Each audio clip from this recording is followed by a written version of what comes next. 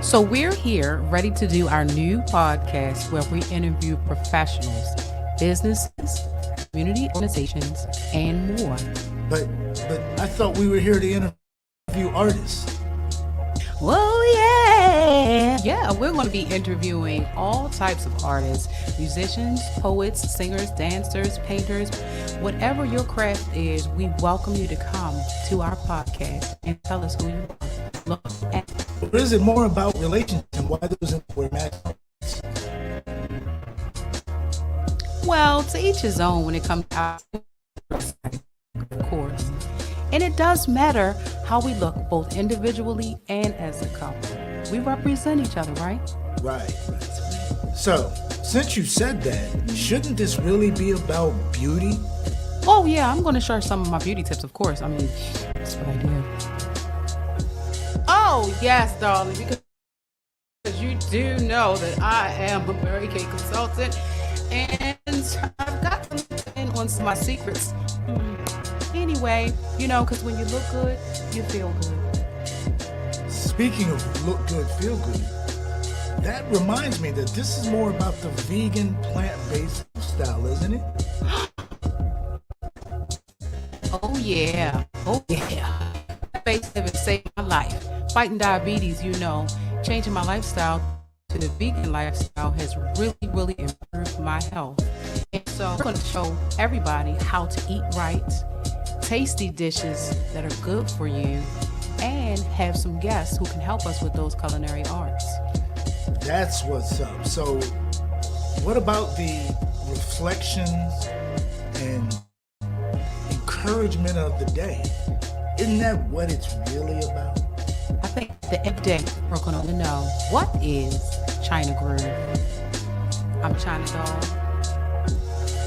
I'm D-Groove. And together, we are ChynaGroove. 1, 2, 1. 2, 1, 2, 1, 2, 1, 2, 1, 2.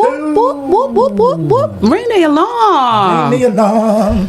I thought that was my calling. Whoa, hey. Hey. What's up, what's up, what's up? It's another Saturday. How many times can I say Saturday? It's Saturday. It's Saturday? Saturday. We done sat down. It's the day you sat. What? Is that how you do it? Hey, shouts out to Angel Mills, the reason why we're here today. Yes, definitely. Woo, woo. Definitely. Once again, it's on another Saturday evening.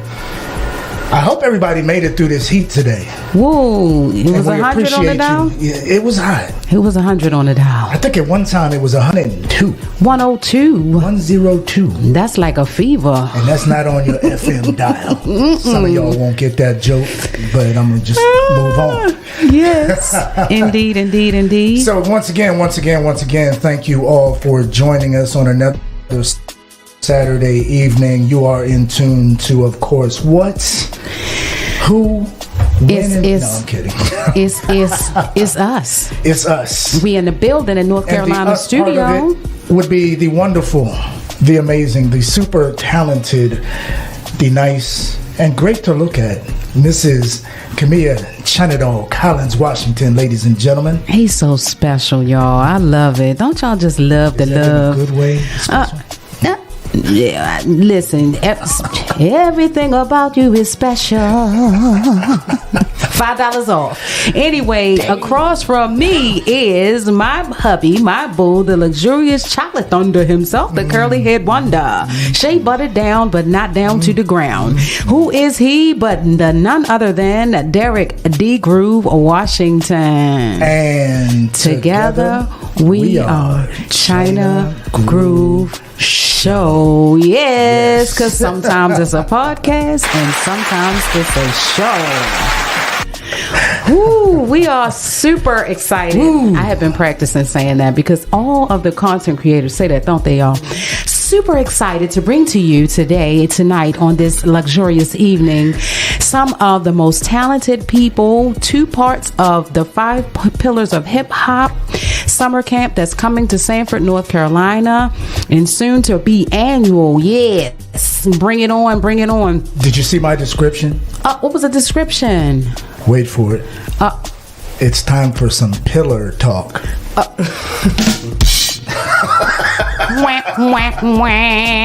And that's PILLAR, not PILLOW, for those who misread that statement. I'm sorry. But it is pillar talk. And what is it? The pillars of the 5 pillars of hip hop. 2 out of 5 here tonight. We have with us Miss Deanna Dowdy, the administrator, coordinator, director, and originator of the Divas of Royal Dynasty. And across from her is going to be Mr. Nico Boncales, who is the CEO artist and the extraordinary tattoo artist who is bringing some great artistic quality classes to this pillar. Veracity Tattoos is his company, and y'all want to check them both out. But without further ado, y'all give it up for our guests. Click, tag, and share so they can be heard. You heard? Word. What's up, y'all? How's it go? Hey. Thank you both for joining us. We've met in other areas, but it's good to have you on because it's a special thing that we're all kind of connected with, and it's great working with the both of you. I saw your energy up on stage when we were doing kind of that look through, and I could see the excitement in your eyes. I hope I'm not putting words or thoughts or feelings in your mouth or head, but that's I can see it. And I'm looking forward to your presentation as well, because and as you see the background, I was looking for one for you as well. But that is the only graffiti alley in Baltimore. It's near and dear to Kimmy and mine's heart because we both walked those grounds. But anyway, yes. So that's all one part of it, and then you bring the dance element. Yes, sir. And people have to understand that is hip hop first off and foremost. It's not just rapping, which some people seem to be stuck on the fact that if you're not talking about rap, you're not talking about hip hop. No, it's the culture. The culture. Right. So to start off on that note, give us an idea of, and I believe I've heard it from both of you before, but tell our audience what initially drew you to hip hop. Well, for me, like I said, it was in my blood. It was like a DNA thing for me. My dad was an entertainer growing up, and so I've always heard the music around me. And my daughter, she's a rapper, and I dabbed in it when I was growing up, so it was just in my blood. It's just something that connected me to it. It was drawing me to it, and I've danced since I've been here. And so hip hop for me is just really DNA. It's a part of me. It's something that was born with me and something that I birthed to my children. So it's DNA. So if she needs any tracks, shameless plug, this track that's playing in the background is a D-Groove production. Boom, boom, boom. Yes. And listen, tell everybody who your daughter is and where we can find her music. Yes, most definitely. My daughter is AZ Money, and if you want to look on Facebook, it's AZ$. She also has music on SoundCloud as AZ$. And this year is her first year going hard. She's done a lot of shows. I think we have like 5 shows now. Woo. And she's got some music out here, and her manager is Deanna Dowdy. It's my husband. So if anybody wants to contact him to have her come and do a show, or even just an interview or anything, Deanna Dowdy, or even reach out to me, is Eliz A. Bith on Facebook, or just directly to her Facebook, and we run her social media, so we'll get the messages and we'll reach back out. But we are looking for producers to give us some original beats, so I'll make sure my husband reach back out to you. And we are looking for studios that are kid-friendly studios. So if there are more kid-friendly studios, reach out to us. And how old is she? She is 9 years old, and she's been rapping since she was 5. Wow. God-given gift. It just made sense. She dealt with bullying, and to channel her bullying, like her emotions and stuff, she awesome writer, and her teacher was like, she's good with words. And one day she came out, I have a friend, he was doing music, he would come over all the time, and she was like, to him, that was a superstar. So she was like, wait, I want to show him something, and she just bust out rapping for him. Oh wow. And he was like, she got it. And then from there on, we just took it seriously. Nice. So she's a natural. Yes. Wow. Yes. Now, not to go off the subject, sorry, Nico. Oh no, you're fine. You're going to answer the same question, and that was, what drew you to hip-hop? So I grew up with hip-hop and music. I wasn't heavily influenced into that kind of culture. I was a random mutt in elementary school, but hip-hop was always music and the backgrounds everybody was into. We were doing like those beatbox on the tables, and I would be the guy doing like the beats a little bit here on the tables. Okay. But I've always been around it, but it's I have different methods that I work with, but like hip hop has always been choice of my music. Not all of it, but my playlist is always random with a lot of different musics, but I stay close as much as I can with people that are in the same atmosphere, and who's ever willing to share the arts, even whether it be with hip hop. And Sanford has a lot of hip hop artists here in this town. So I try to stay involved as much as I can. I do other lead roles, so it's tough to say and answer that because I'm a different ethnicity, so I have very Southern Baptist, and not to throw that in there, so that was kind of what I grew up in. But looking outwardly from the in, like I love the culture. Like doing the graffiti for this is kind of like somewhat my avenue. I don't do enough murals to say, but I have done some graffiti in front of Luli Sushi's when it was Luli Sushi's.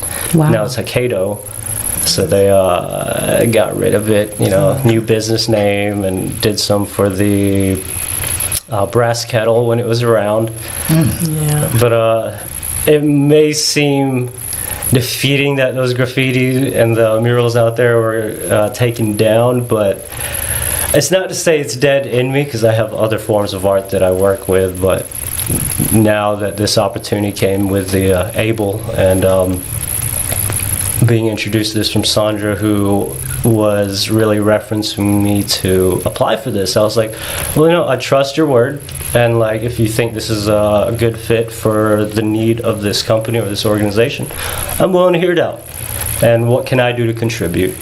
And I'm involved with the arts and doing obviously tattoos, as we started off with.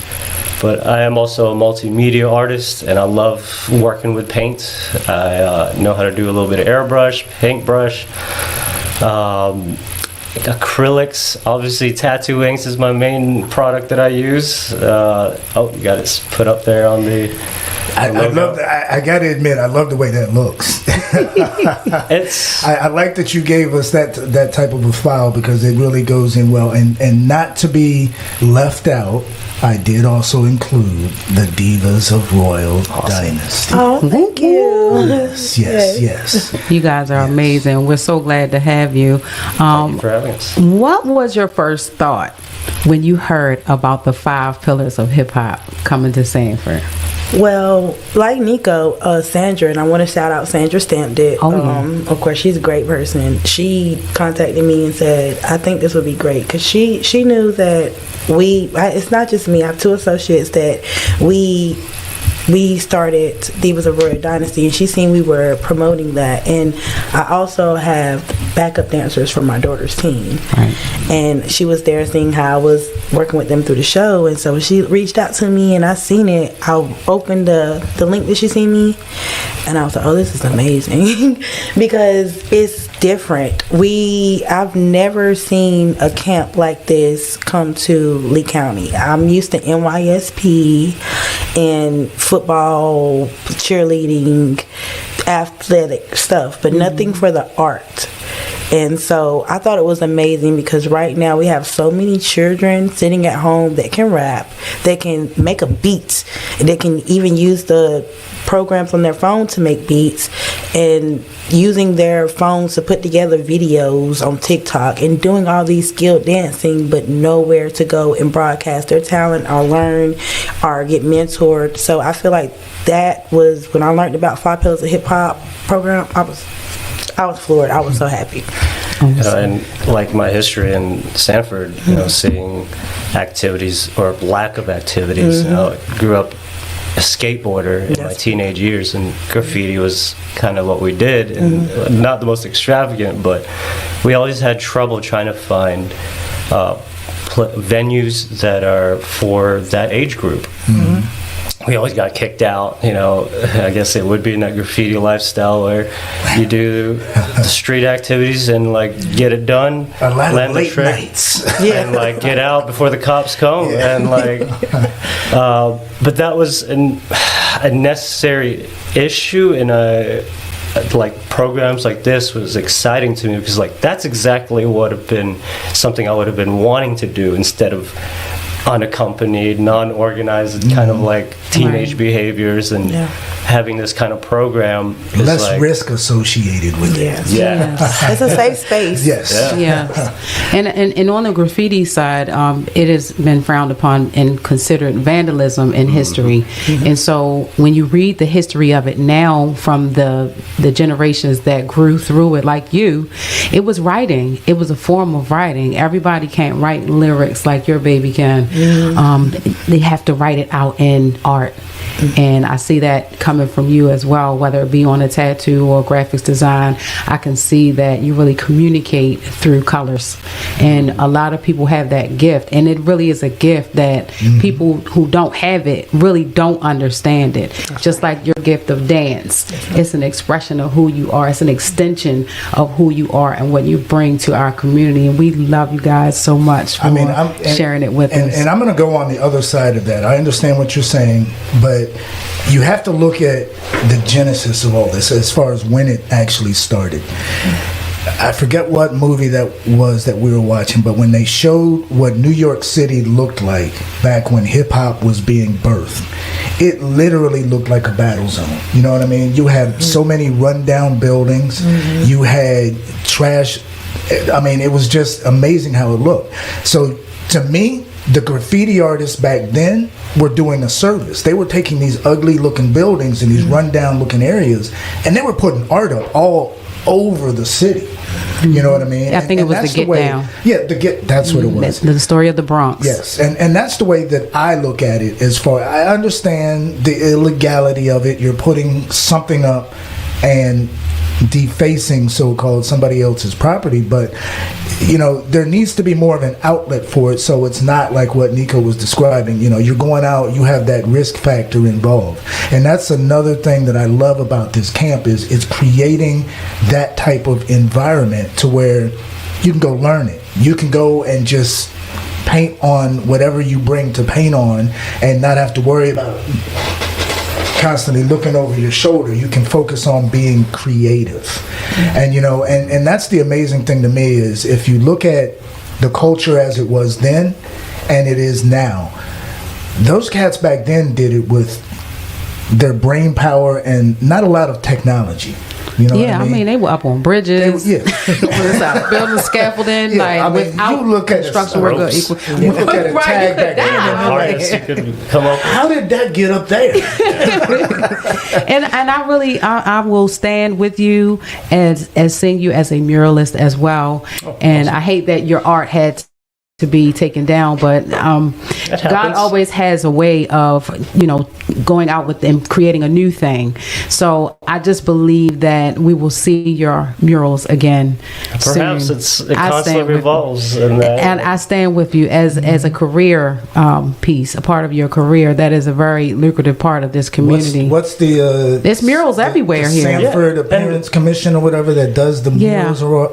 We hope they're listening. Yes, if you're listening. We have a fresh new muralist. He's not new. He just need to come back. Well, new to them. Yes. Yes. Different trade, but well, the importance of this program, going with that subject you were talking about, is that not only is it a safe environment for this type of age group, but it kind of gives a facility for them to understand what it is, seeing it from this raw part to production part. And I think that's the hardest part when it comes from the streets, is that you only get to see this level of in the street level. Yes. And with practiced artists such as like a dancer, tattoo artist, and members who've been doing this for a while, we're facilitating that knowledge, so they're not just going to run off in the streets and just make the mistake on the wrong corner of the street. We're able to teach them that these skills can translate to real business products. Yes. And I think that's what excited me and what I can contribute to this program. I love it. We love it. And thank you. Thank you so much. Let's talk a little bit about the boogie, the moves, the shakes, the swerves and the curves, how you do it. What does dance bring from your perspective? What does dance bring to hip hop? Well, dance brings it alive to me. It brings it alive, especially to the community, and it lets everyone be a part of the music. Because you listen to music and you can say it, but whenever you're actually dancing and you hit those beats, you're being a part of the music and you're feeling the music. And we all know vibrations through sounds, they go through our bodies and things. So to me, dance as a part of the hip hop music, the part it plays is bringing it to life, because you actually see the visual. Nowadays, some of these music that they're making, they have dances for every song. And so they literally sometimes are wording or sign language. They're bringing that music to life for some people who may not even hear the music. So I love it. That's amazing. And I love the way you put that. Angel Mills had a great point. Graffiti as an art is controversial, but is increasingly being accepted as a form of expression and social commentary.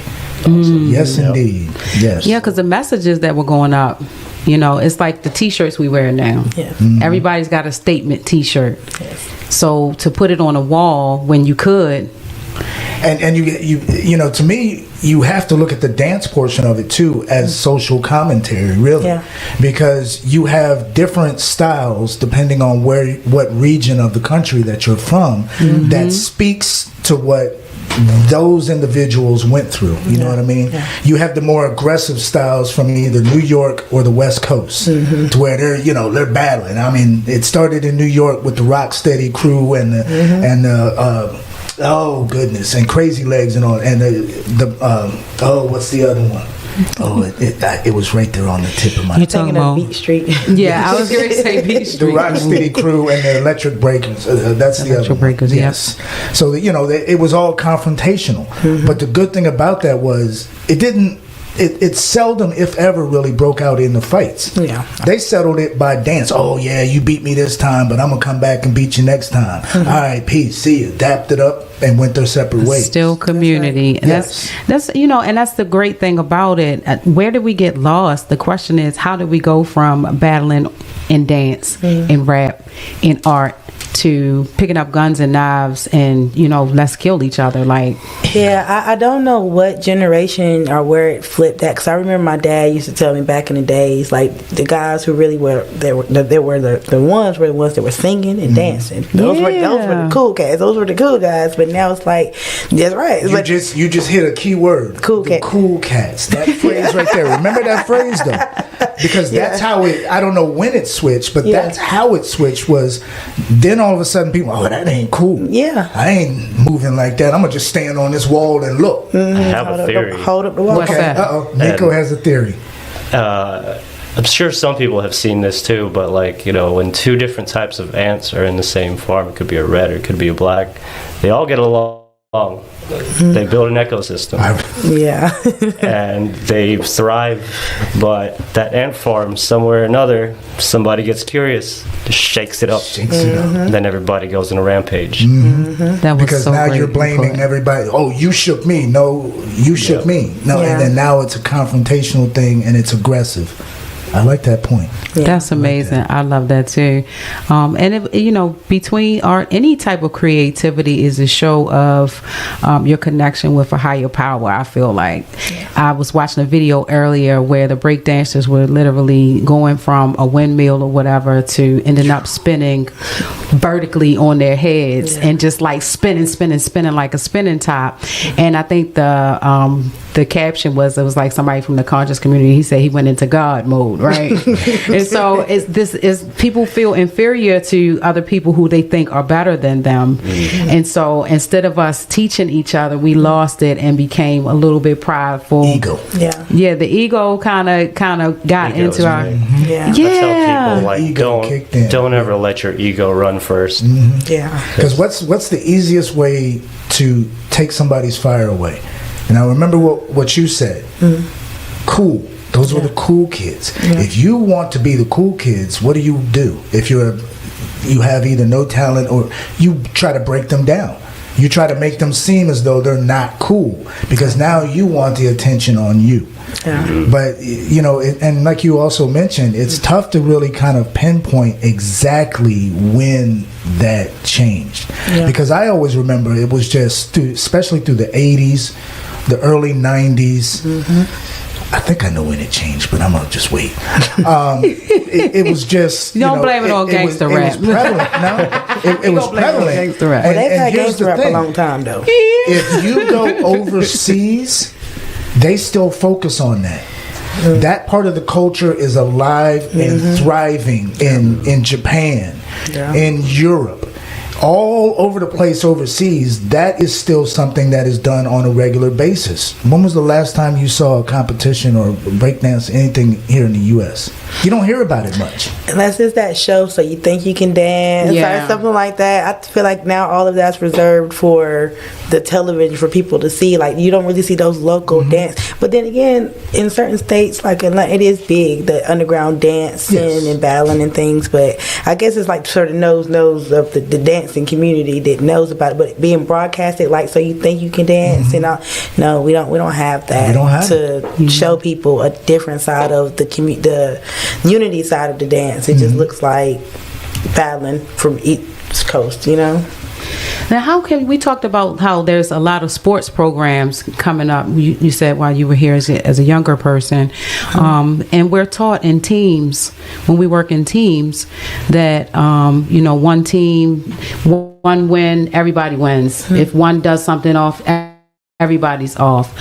So how can we teach more sportsmanlike-ship in these areas for the creatives? What would be our message to the youth to break that stigma of I've got to beat this person down to be better than them? How can we meld that together and teach these young people?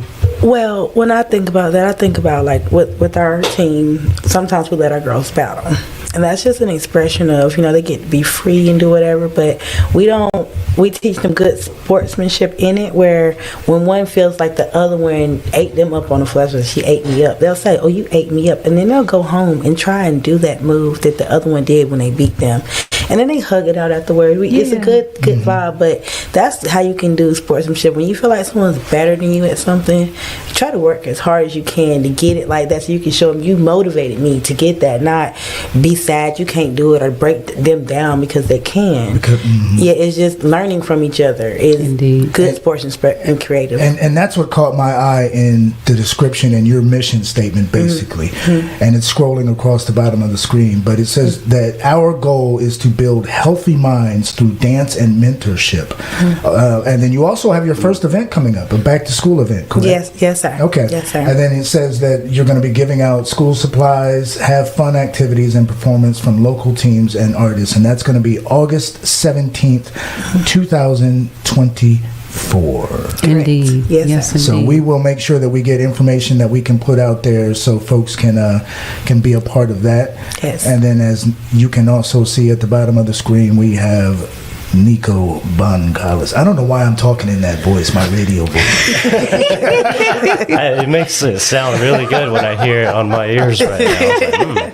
We're in the midst of greatness, so we gotta bring it, right? I might actually have to have your voice on my next commercial on Voice there. for Let's hire. go. Yeah, Yes. not a problem. Yes. At Veracity, now is it Veracity? No, I'm sorry, I had to say that. At Veracity Tattoos, 919-292-1299. I hope that correct. number's still correct because I got it off your Instagram. Yeah, it's actually a tricky logo because it actually spells out just Veracity, right? Yes. But I kind of wanted to hide it a little bit so you get it later that it's Veracity because it just sounds cool, like Veracity. Yeah. And I wanted to kind of change the name and stance of like not being such a typical tattoo shop like Veracity. It's actually the number one or the only tattoo shop named Veracity in America. Wow. So it's like congratulations. okay, it makes sense. It doesn't have anything to do with ink or therapy or just it has tattoos. It's direct to the point. But Yeah. I could have went with Black Lotus tattoos. I could have went with cardinal tattoos. It's funny flower that you say tattoos. Black Lotus, but anyway. And, like, Is that where you got your tattoo? No. I worked at a shop in Black Lotus tattoos. Ah, okay. Now, it's funny, when I was in college, I used to manage rappers, and we had our lead guy, Tony Black. Shouts out to my man, Tony. And then we started a clique. We had two other groups underneath, and the whole clique as a collective was called the Black Lotus. Yeah. I just wanted to give the Google search definition of veracity, just to share with others how it Here links we in. go. It's Yes, going public now. conformity with truth or fact, accuracy and devotion to the truth or truthfulness. And I really appreciate that because it stands out because you are true, you're authentic. Both of you have a level of authenticity that is going to grip the youth and adults of this community with what you do, because you've been doing a lot of community work just behind the scenes, just pushing other people over the years. So I know you know all about that, and I know you're a little younger than us, girl, but you have always been in the community as well and always taking part in the solutions. We love to talk to the solutions and not keep hearing about what went wrong in the neighborhoods. No, that's actually following up with a question you had for her, like mentorship, as he keyworded that. As like people that has been doing it a while that pushed it forward against all odds. Like, we need more of them. Because like they share experience, like viable and experience to like really bring to the table for kids that are very hungry for the arts, or they're gonna get switched over the system. Yeah. So they're at the brink of their life to like really decide on what they want to do in their life, or unfortunately drugs will take over. So it's I observe and study developments of the youth or to adult, and I can only observe at my age right now because I'm not experiencing anything above 37, so I can't speak for that. But when you read books, it hits when it is your life now when you become that age. But like me speaking from an adolescent age, when I was like 13 or 17, I think what we're aiming for ABLE, is that is a very critical time in a teenager's life to really input, like, hey, man, there's this opportunity in the real world rather than the terrible world, the concrete jungle that eats you up at night when you didn't get the mentorship, like, hey, nothing good happens after 10. And so, you know, it's funny you mentioned that, because I was thinking earlier as well that back in the early days of hip-hop, there wasn't as much of a reliance on technology. You know what I mean? They had to figure out ways to get this creative bug that was bouncing around in their head and get it out.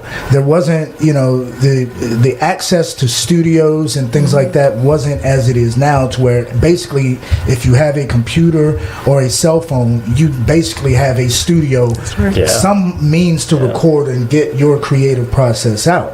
And the fact that it's available to so many people now means that opportunity is there for more people, like 100 times over than it was back then. Yes. Before, think about it, it was cost prohibitive for a lot of prohibitive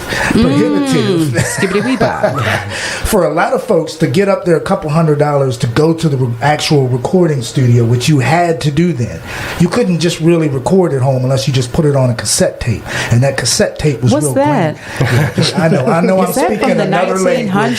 That's from the 1900s. Shout out to Patrice Bethay and Carlette Hill, giving much love to our diva who is representing Deanna. They said they love you, girl. I love them too. You're Those are getting my a lot of business love on associates. here. Yes, everyone's tuning in. They want to know what's going on with the Divas of Royal Dynasty. We've been pushing it out there. And Miss Patrice Bethay and Miss Carletta Hill, they are both, like I said, we 3 directors. I'm the administrator. We have the head coach, Miss Patrice, and Carletta is our accountant.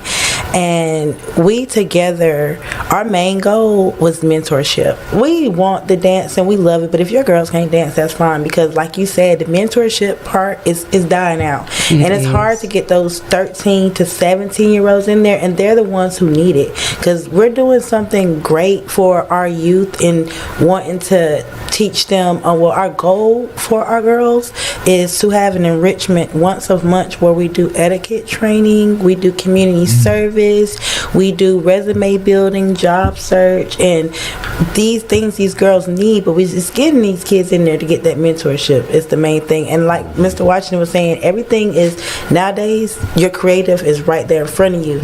So it's kind of hard to get them out of the house to come get the mentorship when they got all the creative in front of them. But they might got the creative, but you might not know. You might not have the character building skills to get your creative out here the right way, because you always got an attitude. You might need someone to talk to you, someone to help you go work through your attitude. So with Divas of Royal Dynasty, we kind of want to get these girls in the door so we can point them into the right direction. We might want to say, hey, Miss Camille can help you with building your confidence. Go over there with the modeling, anything.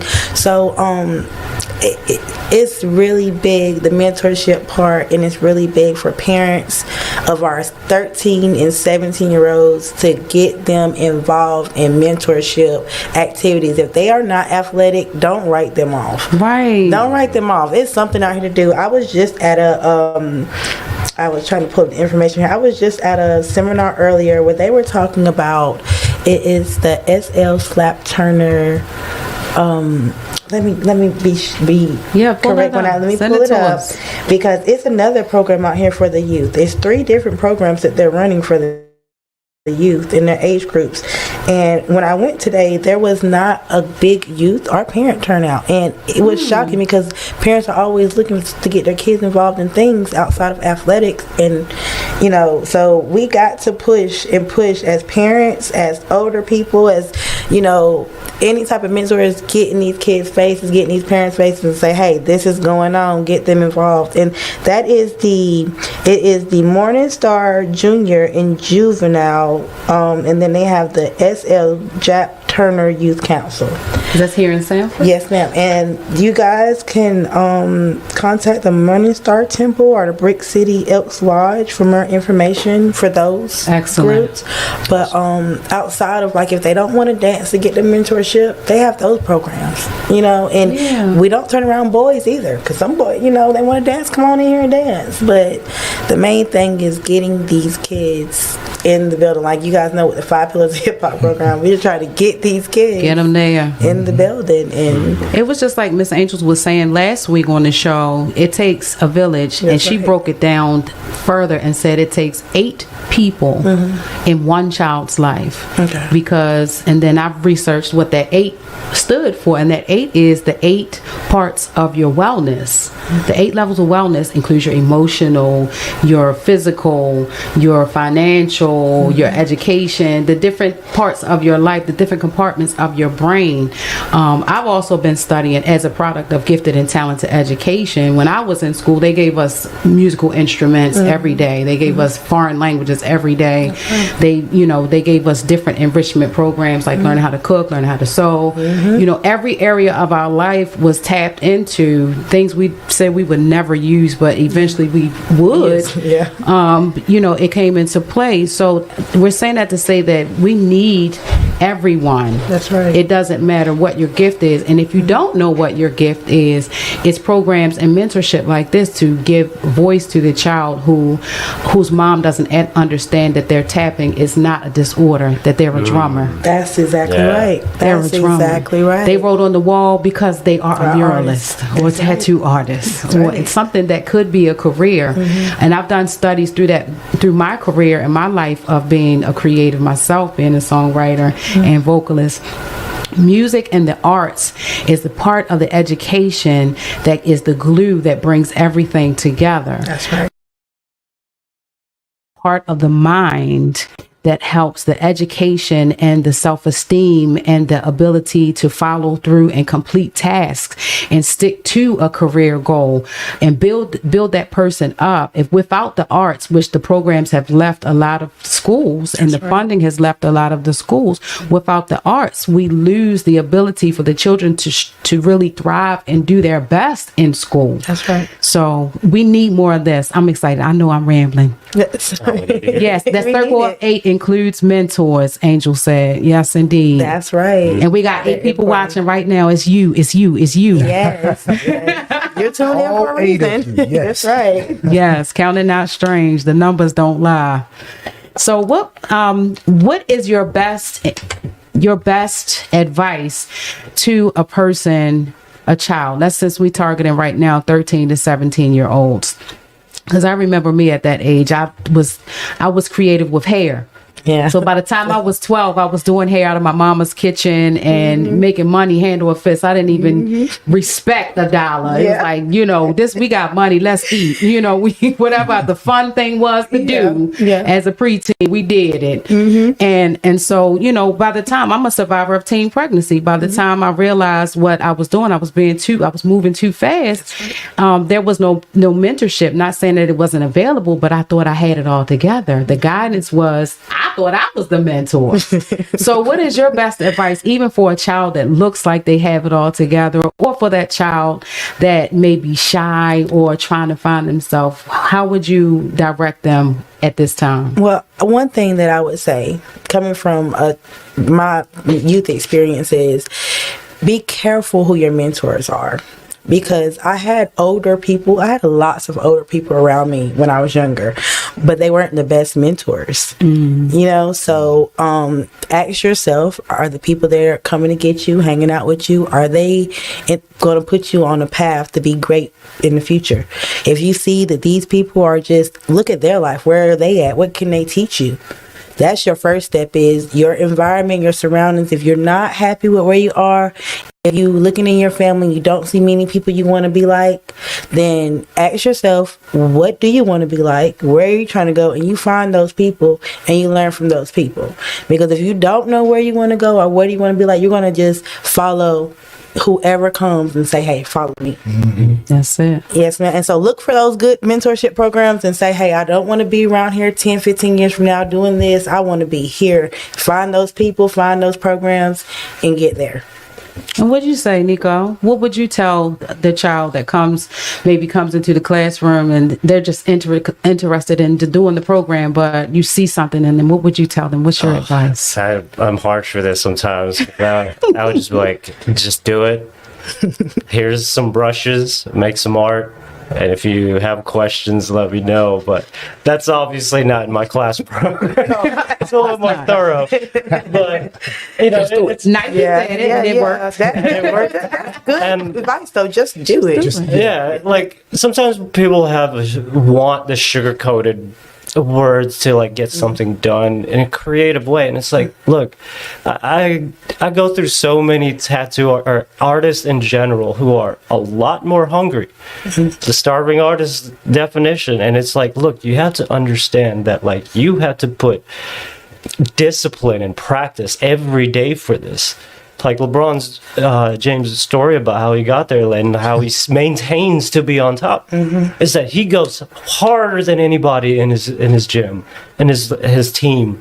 And before he even did that, he was making sure that he was on top of his collegiate level. And like that's what it takes. And we may not always get to the top, but at least you'll have reached a destination with the skills that you have, and seeing the mentors doing it themselves and have been doing it gives the life of example for them.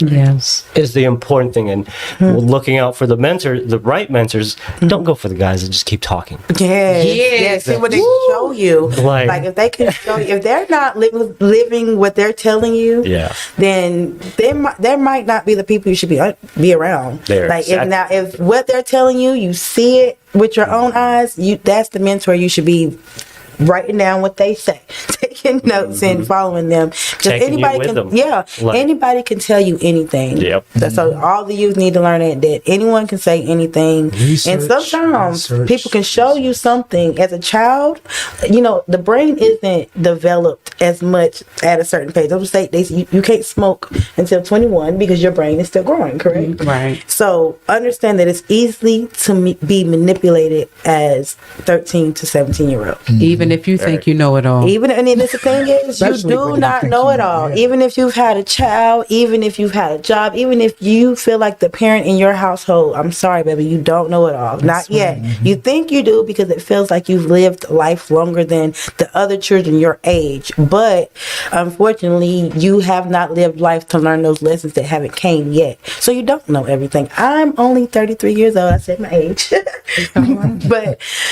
But I don't know everything. I'm learning every day. And one thing that I am hungry for is getting around women who I can learn from, women who have things that I would want to have in life or in places that I want to be. I want to be right under them listening. I want to be taking notes because that's where I'm trying to go. I don't want to be under people who we're all in the same spot trying to figure out how we're going to do it. You got to get with people that you can learn from that are showing you that and that give you that hard proof that, now that I'm older, I can kind of listen to when somebody's saying something like, no, she just talking. You can smell it. Yeah, but when I was younger, you could tell me that the sky be pink on Saturday, and I'd be like, you know what, did you know the sky be pink on Saturday? Y'all got some binoculars? I want to see that. Yeah. So it's like, you definitely as a child, don't think that you know everything, and don't think that anyone telling you anything is telling you the right thing. Do your own research. Yes. Ask people who these people are. Like, do your research for yourself and make your decisions for yourself, not based on wanting to please others. Because a lot of times 13 to 17-year-olds, they want to please their friends. Yes. They want to please the people that they want to impress.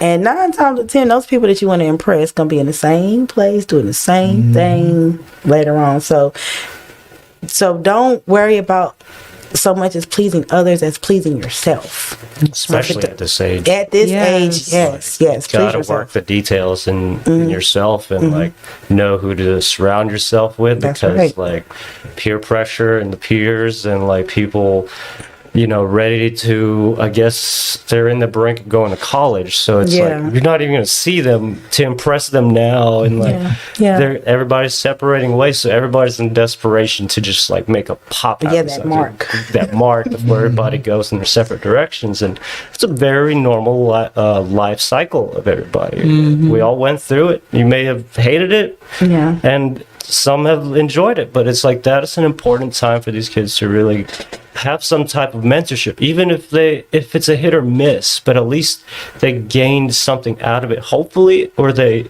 got their hands onto this. They started moving their body and they enjoyed it, and to the dance music, and like that's good because like music needs movement. That's right. Which is important when you my influences of that and seeing music videos in those days when MTV was big, and when they're dancing, they're doing their choreography, makes you get up instead of just listening and sitting down, and that's important to get moving. And in my environment, it's with the hands. So kids need something to do with their hands instead of their phones, and that is the biggest problem right now. Put the phone down, kids. I can make you put your phone down. I'm with you on that one. Yeah. Yes. Yeah, and I have to say too, because I'm a parent, and so I feel like that for me, even now, it's more important to push mentorship, to push the children to go in the right direction, because my children are growing up under these 13, 17, 12 years. They're growing up under them. So they're going to shape the world of how my children are going to come up. So it's important for me to make sure that they have the best of around them to be the best that they can be, not just for my children, for everybody. Yes. And so I think, like you said, it takes a village, and it takes for parents, because I make my kids do certain things.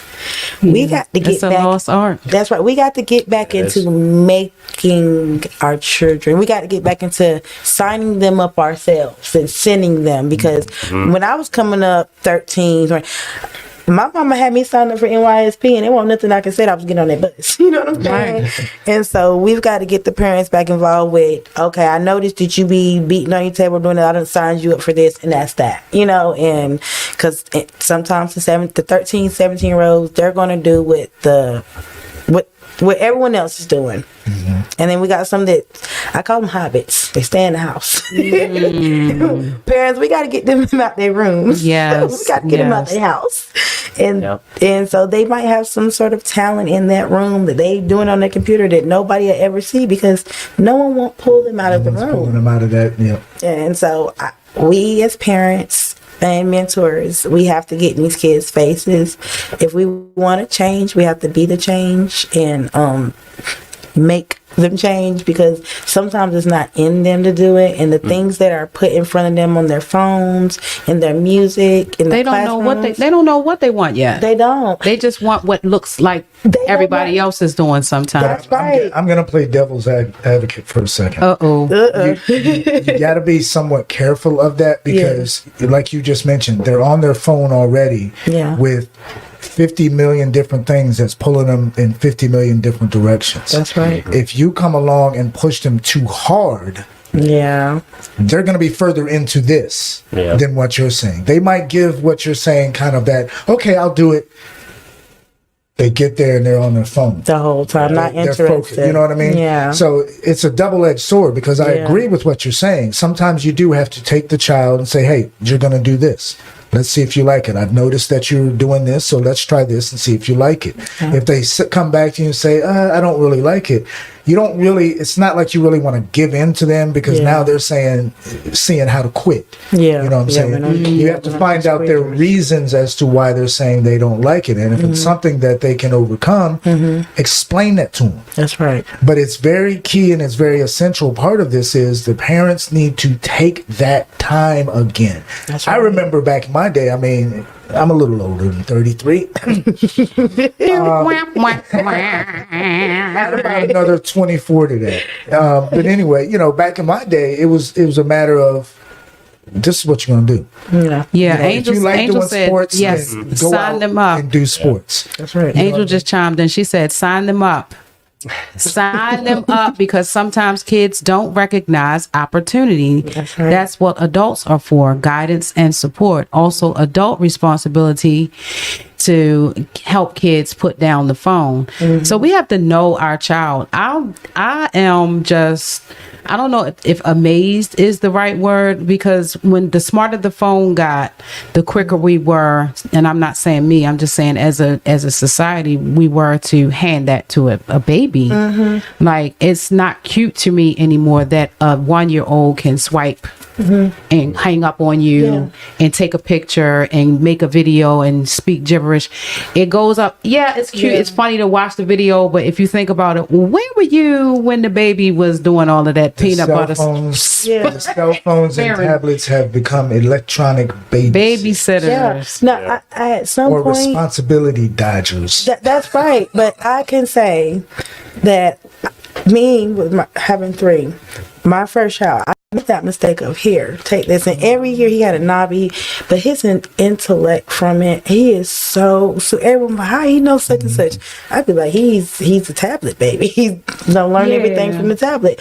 But I noticed how much he interacts with it, how bad it was for my other 2. I didn't push that on them because I felt like children should be doing. He doesn't like to do things outside of the computer because that was given to him too much. So you're right, that before a certain age, we shouldn't be putting that in their hands until they have at least grasp kicking a ball and running outside, riding a bike. Balance. Yeah, because sometimes they don't even get to do those things because they're so focused on. And that's the good thing, what Camille just said, balance. That's right. My niece had that balance. She had perfect attendance all the way up through high school. She was on the cheerleading team. She was on a cheer dance team, outside of school. She also had every single iPod and something that came out. If you don't know what an iPod is, this was before, everybody played music on their phones. That's where the MP3 she had all first came. the MP3 files on it. She had, when the first one came out, she had that one. When the next one came out, she had that. I mean, she literally had each and every one of them. And, to her credit, she is actually in the social media field and has a great job. I mean, she had NFL teams looking for her to be their social media director. She is now at a college, New Orleans University. Shouts out to my niece Jasmine. Hey, Jasmine. But she took that and turned that into a profession. But she had that balance. That's right. She would go outside and play. She would go to her cheerleading practice. She would go to her competitions. And that's the key thing. It can't be a replacement for something. You know what I mean? That device is now taking too many spaces. She at a young age, parents volunteered or signed him up for these things. Yes. It's the same experience I've had with my parents. Like, they, no matter what the option was, what they chose to do or sign me up for, I'm there. I had no choice. I mean, I think they need to get back into this, where sign them up, put them through voluntary work, get them through mentorships or art programs, sports programs, reading programs, something they might enjoy. But sometimes you got to put them into situations where they might not like it, but they need to understand why. Why? Yes. I grew up in that environment, volunteering all my weekends in the church or doing some kind of ministry work. And so it became familiar with me with how organizations work. And in the background, I'm doing art. So I grew up doing those things. But organization and finding my voice through music when I was using a guitar to play in front of the church and doing things like that. Age... 13 and 17, it didn't feel as glamorous to me because my parents might have tried to force me or that, but then after I developed that the art was more important than just this trial and error, but it was that it became familiar when I was around things. You go to a concert, it's when you go to a concert, it's I could play that guitar like that, oh man, and it pops in your head.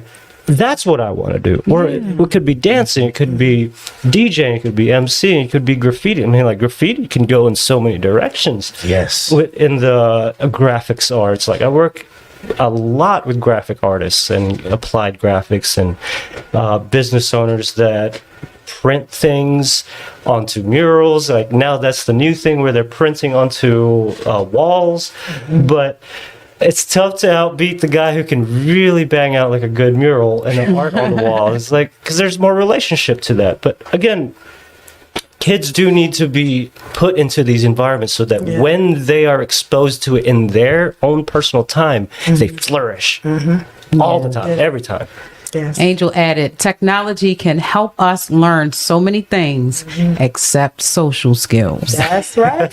As humans, we can only learn that by interacting with each other. It's all about balance. That is so true. And, you know, I hate to keep bringing it up, but we did have an era of quarantine. And some of this age group, this age group that we're targeting right now, they are post-COVID teens. So isolation, I ain't gonna lie, when COVID hit, I was in my zone. Like, I hit the trail. I didn't have to go to work.